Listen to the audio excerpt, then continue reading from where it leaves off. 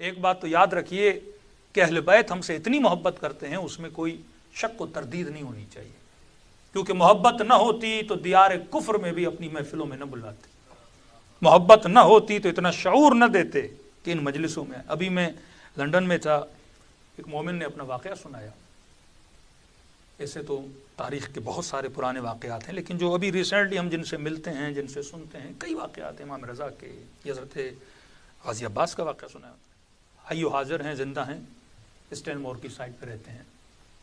کہنے کہ مولانا ایک دن اسی طرح گھر میں کام کرتے کرتے میں جھکا، اور جیسے جھکا تو میری کمر میں چک پڑ گئی، بالکل مجھ سے اٹھا نہ جائے۔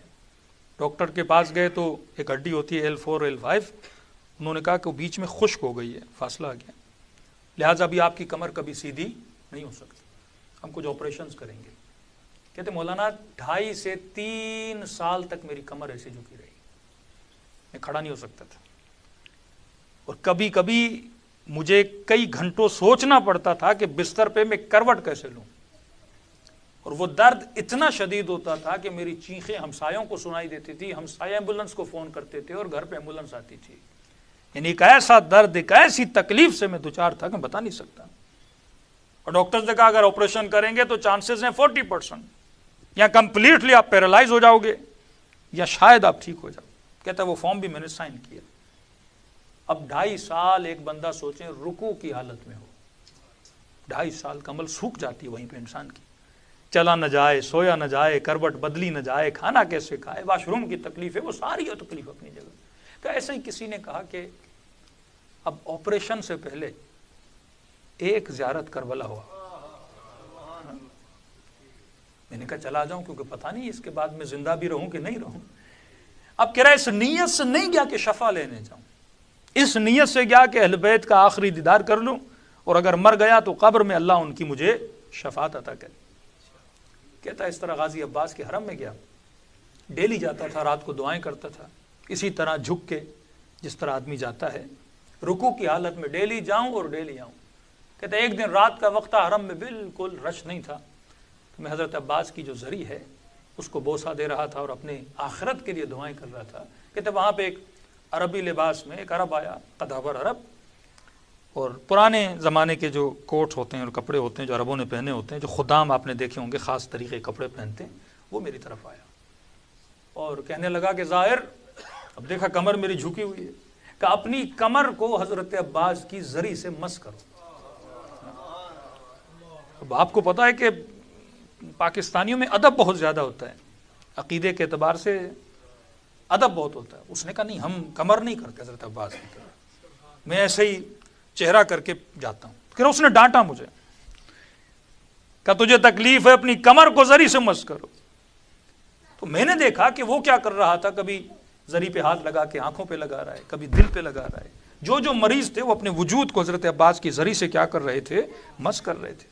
کچھ نے رسیاں باندھ کے حضرت عباس کی زری کے ساتھ خود کو کیا کیا ہوا ہے، باندھا ہوا ہے۔ میں نے ایک بار بات نہیں مانی، مجھے ڈانٹا، کہ کمر میں تکلیف ہے، میں کہہ رہا ہوں کہ اپنی کمر کو مس کرو حضرت عباس کی زری سے۔ کہتے مولانا جیسے میں نے اپنی کمر کی جو تکلیف تھی اور وہ جو ریڑھ کی ہڈی تھی وہ میں نے حضرت عباس کی زری سے مس کیا، اور کہتے جیسے میں نے مس کیا جیسے ہلکا سا ایک بیٹری کا کرنٹ لگتا ہے آپ ہاتھ میں، ہلکا سا بیٹری کا جیسے کرنٹ لگتا ہے، میں نے محسوس کیا کہ میری ہڈی کو وہ کرنٹ لگا، اور جیسے کرنٹ لگا میں نے اپنی کمر سیدھی کر دی۔ کہتا ہے میں نے زندگی میں اتنا گریہ نہیں کیا، کیونکہ اتنے سالوں کے بعد میں نے کھڑے ہو کے اپنی پہلی نماز پڑھی، وہ بھی حضرت عباس کے حرم میں پڑھی۔ کہتا مجھے یقین نہیں آیا، اب میں نماز ختم ہی نہ کروں، کیونکہ اتنے سالوں کے بعد، سمجھو 2.5-3 سال کے بعد بندے کو کھڑے ہو کے نماز پڑھنے کا موقع ملے۔ کہتا نماز پہ نماز پڑھے جاؤں، یہاں سے ہوٹل گیا، میرے چہرے پہ عجیب سی مسکراہٹ، اب ہوٹل والوں میں زائروں کو بھی نہیں پتا کہ میں مسکرا کیوں رہا ہوں، انہوں نے بھی محسوس نہیں کیا کہ بندہ کمر جھکا کے گیا تھا اور کمر سیدھی کر کے واپس آیا ہے۔ कह रहा है होटल के 7वीं मंजिल पे जाऊं, अपने बैग लेके नीचे आऊं, फिर ऊपर जाऊं, मैं अपना चेकअप कर रहा था, अगर शफा मिली है तो फिर मेरी, वो बार बार कहें कि कहीं कमर में वो ना हो जाए। मैंने कहा आपने कुछ महसूस नहीं किया, पहले तो मैं ऊपर तक भी नहीं जाता था। वो सारे परेशान हो गए, अरे तुम्हारी कमर कैसी सीधी हो गई। मैंने कहा इस दर पे जो आता है उसे अब्बास शफा दे के वापस भेज देते हैं। सलवात पढ़े मोहम्मद वाले मोहम्मद।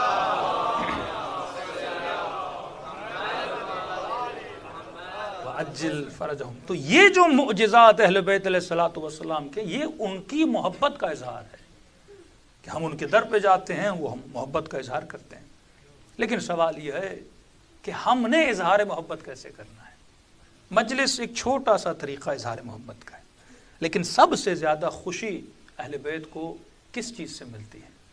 वो नुक्ता आप देखें कि कई मोमिनीन कहते मौलाना जब करबला जाते हैं तो हमें 2 गुंबद नजर आते हैं, एक इमाम हुसैन का, एक हजरत अब्बास का।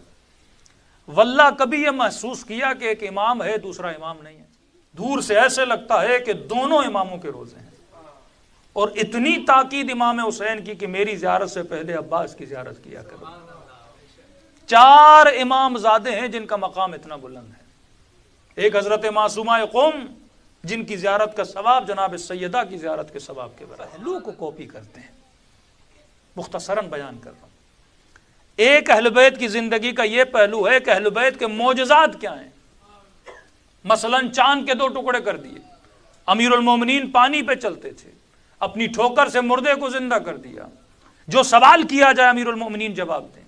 अब सवाल यह है कि ये जो मोजज़ात हैं ये सिर्फ और सिर्फ अहले बैत के हैं, इनसे मेरा कोई लेना देना नहीं है। इन मोजज़ात के सुनने से मेरे ईमान में क्या पैदा होती है, ताजगी पैदा होती है। लेकिन मैं किसी मुर्दे को जिंदा नहीं कर सकता, मैं पानी पे नहीं चल सकता, मैं चांद के 2 टुकड़े नहीं कर सकता। दूसरा ये कि भाई इमाम हुसैन क्या पहनते थे, इमाम हुसैन क्या खाते थे, इमाम हुसैन का घर कैसा था। कई लोग जाते हैं नजफ़ में, मौला अली का घर देख के आते। मोमिना ने मैसेज किया कि मौलाना मेरे शोहर ने मेरा जीना हराम कर दिया। मैंने कहा क्या हुआ? का नजफ़ जाके अमीरुल मोमिनीन का घर देख के आया कि अब ये बड़ा घर बेचूंगा, आज के बाद हम छोटा घर लेंगे और जैसे अमीरुल मोमिनीन का छोटा घर था वैसी ज़िंदगी हम बिताना शुरू कर देंगे। तो एक ये पहलू है कि वाक़ई अहले बैत कैसे घरों में रहते थे, कैसी सवारियाँ थी। इस पहलू को भी हम प्रैक्टिकली कॉपी नहीं कर सकते। न वैसे घरों में आज हम रह सकते हैं, न वो जौ की सूखी रोटी हम खा सकते हैं, न 1000 रकत नमाज हम पढ़ सकते हैं, हमारी इस्तिताअत में नहीं है। दूसरा, टाइम वाइज हर जमाने की अपनी फैसिलिटीज होती हैं। अगर वो जमाने में घोड़े पे सवारी करते थे तो आज क्या हम घोड़ों पे सवारी करें? एक बच्चे ने अच्छा क्वेश्चन किया कि मौलाना, बार सुनने में आता है ना बच्चे, वहाँ ज़माना आएंगे, अक्सर फिल्मों में दिखाते हैं घोड़े पे आएंगे। तो मैंने कहा क्या मतलब मौला, घोड़े पे जाएंगे, आप लैंड क्रूजर पे जाओगे? ये कैसी आपकी सोच है कि वहाँ ज़माना आएंगे और द टाइम की जो टेक्नोलॉजी होगी उस टेक्नोलॉजी को क्या करेंगे, रिजेक्ट कर देंगे? तो मैंने कहा ये बताओ, एक बंदा घोड़े पे जाए, एक बंदा गाड़ी पे जाए, पहले कौन पहुंचेगा? तो अगर मौला ने मोजज़े से ही पहुंचना है तो तय अर्ज करेंगे, फिर घोड़े पे क्यों जाएंगे? उस जमाने की सवारी अगर खच्चर थी तो खच्चर पे, ऊंट थी तो ऊंट पे, हाथी होगा तो हाथी पे, घोड़ा होगा तो घोड़े पे। आज के जमाने की सवारी अगर गाड़ी है तो गाड़ी पे। मसला शरीयत का है, अगर सवारी हलाल है तो उस पर सवार होना हराम नहीं है। उस जमाने के जो कपड़े थे वो जमाने के थे, आज के जमाने के जो कपड़े आज के जमाने के हैं। उस जमाने के खाने थे। का मौलाना मजलिस में न्याज का है, का बिरयानी है, का नहीं? अहले बैत ने कभी बिरयानी नहीं खाई। हम बिरयानी नहीं खाएंगे, हम सवैयां और कस्टर्ड नहीं खाएंगे। जो अहले बैत खाते थे हम वही खाएंगे। जनाब वाला ऐसा कुछ भी नहीं है। उस जमाने में वो जो पहनते थे या खाते थे वो अपने जमाने के हिसाब से खाते थे। अब पूरी दुनिया तो अरबिस्तान में नहीं रहती ना, कोई ईरान में रहता था, कोई जमाने में हिंदुस्तान में रहता था। हर जमाने के अपने कपड़े और अपना लिबास होता है, उसमें कोई हर्ज नहीं है। तो पहला पहलू अहले बैत के मोजज़ात जिनको प्रैक्टिकली हम फॉलो नहीं कर सकते। दूसरा, ये क्या खाते थे, क्या पीते थे, कैसा लिबास था, इसको भी हम प्रैक्टिकली फॉलो नहीं कर सकते। अहले बैत की जिंदगी का जिसको अब्बास ने फॉलो किया, जिसको सैयदा ज़ैनब ने फॉलो किया, जिसको हबीब इब्न मज़ाहिर ने फॉलो किया, जिसको इमाम खुमैनी ने फॉलो किया, जिसको शहीद हुसैनी ने फॉलो किया, जिसकी उम्मत के उलमा ने फॉलो किया, वो था इमाम हुसैन के बताए हुए उसूल। उसूल ये था कि जालिम के मुकाबले में खड़ा होना, ये हुसैन का उसूल था। शुजाअत का मुजाहिरा करना, ये हुसैन का उसूल था। अपने इमाम ज़माना के साथ वफा करना, ये अब्बास का उसूल था। اب شاید آپ کہیں کہ مولانا یو کے میں رہتا ہوں، بریڈ فورڈ میں رہتا ہوں، کھانا کون سا کھاؤں؟ میں نے کہا مولا اگر بتانے پر آئے تو اس زمانے میں پزا نہیں تھا، اس زمانے میں برگر نہیں تھا، تو امام نے اصول بتا دیا کہ وہ کھاؤ جو حلال ہو، وہ کھاؤ جو طیب ہو، وہ کھاؤ جو طاہر ہو۔ آپ نے بچے کو اصول بتا دیا، اب دنیا کے کسی بھی کونے میں جائے گا یہ پہلے دیکھے گا حلال ہے کہ نہیں ہے۔ پھر کہا کہ مولانا کپڑے کون سے پہنے؟ امام نے اصول بتا دیا، لباس وہ پہنا جس میں حیا پایا جاتا ہو، جس میں عفت پائی جاتی ہو۔ تو اگر اصول کو فالو کیا جائے تو دنیا بھی آباد ہے، آخرت بھی آباد ہے۔ صلوات پڑھے محمد و آل محمد۔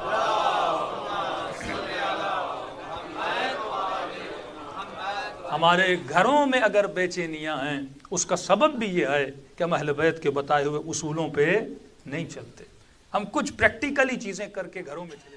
فلاں مولانا ہے ایک مشہد میں، آپ جانتے، میں نے کہا ہمارے دوست ہیں، کہا کہ انہوں نے کافی ٹائم پہلے ہمارے گھر میں شوہر کے ساتھ انبن تھی تو انہوں نے ہمیں چینی دی تھی، اور الحمدللہ چینی کا اثر بڑا تھا، اور جو شکایت ہمیں شوہر سے تھی وہ شکایت کیا ہو گئی؟ دور ہو گئی۔ ٹائم نہیں دیتے تھے، محبت کا مسئلہ تھا، وہ سب کچھ ہمارا دور۔ میں نے کہا آپ کو ہم سے کیا چاہیے؟ کب ان کا کانٹیکٹ نہیں مل رہا، لہٰذا اگر آپ وہ چینی بھیج دیں تو ہمارے گھر میں پھر سے وہ مسائل بپا ہو گئے ہیں۔ تو میں نے کہا کہ چینی انگلینڈ میں نہیں ملتی، کہ شوگر وہاں نہیں ملتی؟ کہا نہیں وہ پڑھی ہوئی شوگر تھی، اس پہ انہوں نے کچھ دم کیا ہوا تھا۔ اچھا، میں نے کہا کتنی بھیجی تھی؟ کہا انہوں نے کوئی 1 کلو بھیجی تھی۔ تو میں نے کہا کہ کیا ہوا کہ نہیں مولانا، ہدیہ بھی ہم اچھا دیتے ہیں۔ میں نے کتنا دیا تھا؟ کہ میں نے 500 پاؤنڈ دیے تھے 1 کلو چینی کے۔ میں نے کہا یہ تو ہم سے بھی آگے نکل گیا، 1 کلو چینی کے 500 پاؤنڈ۔ اب دیکھیے سائیکولوجیکلی پرابلم، اصول اگر زندگی میں نہ ہو، اگر یہ شروع سے اہل بیت کے اصول پہ عمل کرتی تو اس کی زندگی آباد ہو جاتی۔ اب میں نے اس دوست مولوی کو بھی بچانا تھا اور اس کو بھی سمجھانا تھا، اب ظاہر اس کی روزی پہ بھی ہم نے لات نہیں مارنی، تو میں نے اس کو اشاروں کے نایوں میں سمجھایا، اتنا ان کو نہیں سمجھایا جتنا آپ کو سمجھا رہا ہوں۔ اب ہوتا یہ ہے کہ مثلاً کوئی خاتون فون کرے گی، مولانا صاحب شوہر کے ساتھ بنتی نہیں ہے۔ ٹھیک ہے بھائی، کیا کریں؟ وہ کہ ٹھیک ہے میں دعا پڑھ کے دیتا ہوں۔ تو پہلے پوچھے گا کہ آپ کے شوہر کو کیا پسند ہے، میٹھا کھاتے ہیں؟ میٹھے کے بڑے شوقین ہیں۔ اچھا میٹھے میں کیا پسند ہے؟ کسٹرڈ پسند ہے، سویاں پسند ہے کہ نہیں مولانا؟ چائے بہت پیتے ہیں۔ اب کہے گا میں آپ کی طرف چینی بھیج رہا ہوں، چینی بھیج رہا ہوں کہ شوہر کو کم از کم دن میں اگر 4 کپ پیتا ہے تو آپ نے 5 پلانے ہیں، اور اس چائے کے کپ میں آپ نے چینی ملا کر دے دینی ہے۔ اب پہلے کیا ہوتا تھا کہ میاں جب گھر آتے تھے، مرد ظاہر تھکا ہوا ٹوٹا ہوا کام سے بزنس سے گھر آیا، اب انتظار میں ہے کہ بیوی کوئی چائے کا کپ لائے تاکہ سر کا درد دور ہو جائے۔ اب چائے کے کپ کے آنے سے پہلے بیویاں 10 سوال کرتی ہیں، کہاں تھے، دیر کیوں کی، فلاں چیز لائے کہ نہیں لائے؟ وہ کہے گا پہلے چائے کا کپ تو لاؤ پھر باتیں کرتے ہیں۔ کہ نہیں پہلے جواب دو، تو گھر میں انبن ہو جاتی تھی۔ اب اس کی یہی پریشانی تھی کہ بیوی چائے کا کپ نہیں لاتی۔ اب مولوی کے کہنے کا اثر کیا ہوا؟ شوہر گھر آیا نہیں، چائے پہلے سے تیار، وہ صوفے پہ بیٹھا نہیں، چائے پہلے سے تیار۔ اب ایک سائیکولوجیکلی افیکٹ ہوتا ہے، وہ مرد بھی سوچے کہ بیوی اتنی نیک ہو گئی کہ میرے کہنے سے پہلے چائے کے کپ لا رہی ہے، میرے کہنے سے پہلے میری خدمت ہو رہی ہے۔ تو اس کے ایکشن کی وجہ سے اس کے دل میں کیا پیدا ہو گئی؟ محبت پیدا ہو گئی، اور ان کی انبن کیا ہو گئی؟ ختم ہو گئی۔ تو اس نے کمزوری پکڑی اور چینی کے 500 پاؤنڈ لے لیے۔ اگر پہلے دن سے اہل بیت کے بتائے ہوئے اصولوں پہ انسان عمل کرتا ہے، امام معصوم کیا فرماتے ہیں؟ فرماتے ہیں کہ شوہر کو کیسا ہونا چاہیے، بیوی کو کیسا ہونا چاہیے؟ کہ مولا بیوی کیسی ہو؟ فرمایا بیوی کو کھلے ہوئے پھول کی طرح ہونا چاہیے۔ کھلا ہوا پھول، آپ گلاب کے کسی باغ میں چلے جاؤ، ایک پھول کھلا ہوا، تو بندہ جب کھلے ہوئے پھول کو دیکھتا ہے تو اس کے وجود میں ایک پازیٹیو انرجی آتی ہے، کھلے ہوئے پھول کی طرح ہونی چاہیے۔ کہ مولا شوہر کیسا؟ کھلا ہوا پھول مطلب جیسے مرد گھر میں آئے تو جب اس کو ویلکم کرے تو چہرے پہ کیا ہونی چاہیے؟ مسکراہٹ ہونی چاہیے۔ اور مولا تو وہی فرماتے مومن کی نشانی بھی یہی ہے کہ مومن کے چہرے پہ کیا ہوتی ہے؟ مسکراہٹ ہوتی ہے۔ دوسرا فرماتے مومن سخی ہوتا ہے، فرمایا سخی علی کو بھی اچھا لگتا ہے، بیوی کو بھی اچھا لگتا ہے۔ کنجوس نہ علی کو اچھا لگتا ہے نہ بیوی کو اچھا لگتا ہے۔ کہ مولا مرد کیسا ہونا چاہیے؟ پھر فرماتے ہیں میرے آقا، فرمایا جب بارش ہوتی ہے تمہاری چپل پہ کیچڑ لگ جاتا ہے، فرمایا کیچڑ والے چپل گھر لے کر جاتے ہو؟ کہا نہیں مولا۔ پہلے کیا کرتے ہو؟ کہ مولا چپلوں کو صاف کرتے ہیں پھر گھر جاتے ہیں۔ جب گھر سے باہر سے اندر جائے تو باہر کے جتنے ٹینشنز ہیں وہ دروازے پہ چھوڑ کے اور فریش ہو کے اپنے گھر کے اندر داخل ہو جائے۔ اگر ان اصولوں پہ عمل کرے گا تو دنیا میں بھی خوشیاں ملیں گی، آخرت میں بھی خوشیاں ملیں گی۔ صلوات پڑھے محمد و آل محمد۔ وعجل فرجہم، تو ایک پہلو اہل بیت کے معجزات، دوسرا پہلو کیا پہنتے تھے، تیسرا پہلو اہل بیت نے جو اصول بتائے ہیں، یہ گھروں میں ناچاکیاں، یہ ڈائیورس کا ریشو اوپر جانا، یہ خیانتیں جو گھروں میں ہوتی ہیں، ان سب کا سبب یہ ہے کہ ہم نے ان اصولوں کو فالو نہیں کیا جو اہل بیت علیہ الصلوۃ والسلام نے